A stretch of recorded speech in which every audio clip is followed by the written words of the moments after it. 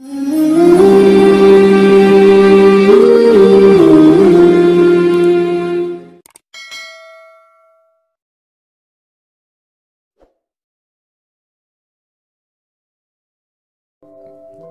ingin melanjutkan sedikit tema kita sebelumnya tentang ikhtilaf.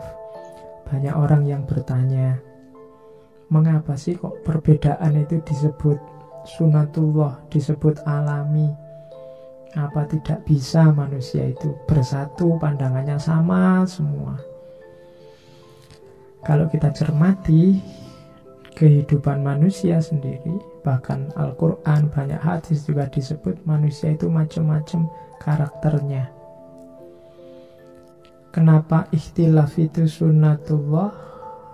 Ya, kalau kita cermati, alasan pertama adalah itulah tabiat alam. Dia ada variasi, ada beda-beda. Manusia sebagai bagian dari alam pasti juga begitu.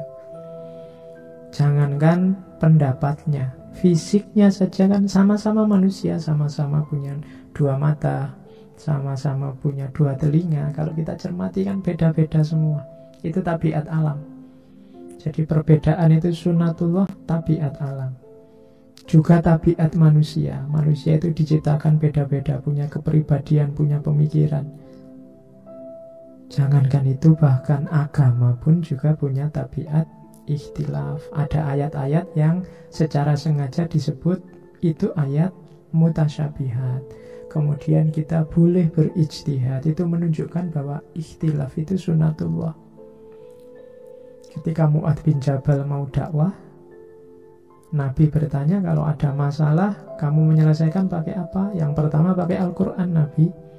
Kalau di Al-Quran tidak ada, ya pakai sunnahmu, pakai hadis. Kalau di Al-Quran dan Sunnah tidak ada, aku akan ijtihad biro'i, dengan pendapatku. Nah, itu menunjukkan bahwa orang boleh berpikir sendiri, orang boleh berijtihad. Ada ruang yang memungkinkan untuk itu. Itu yang menyebabkan lahirnya perbedaan, karena setiap orang cara berpikirnya, cara bernalarnya pasti beda-beda sesuai sejarahnya masing-masing. Manusia itu karakternya lengkap. Allah memberi kita potensi dan kebebasan. Kita bisa apa saja dan kita bebas milih. Itu yang menyebabkan ikhtilaf. Manusia itu mau jadi orang baik, dia punya kemampuan dan bisa. Mau jadi orang jelek, dia juga punya kemampuan dan bisa. Mau jadi orang soleh bisa, jadi orang nakal bisa, orang setengah soleh juga bisa. Beda sama makhluk yang lain. Binatang, tumbuhan itu sudah paket lengkap.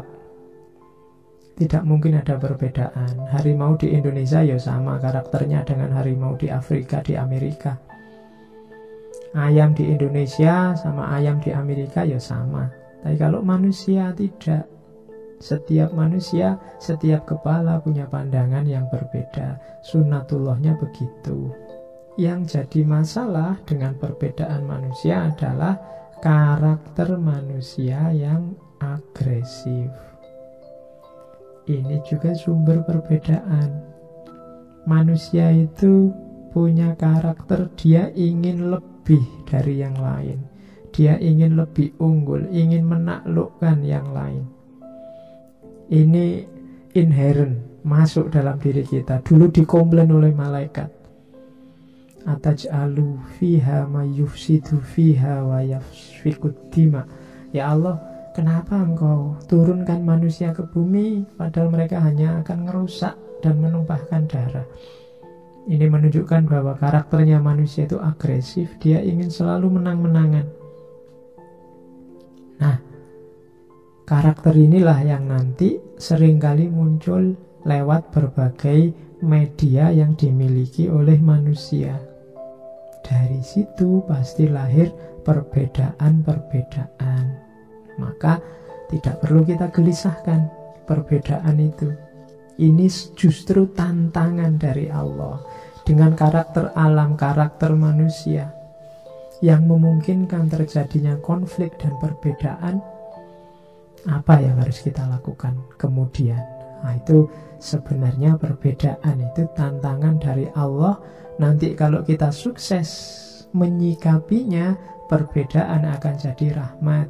Ikhtilafu ummati rahmatun, sebagaimana sabda Nabi.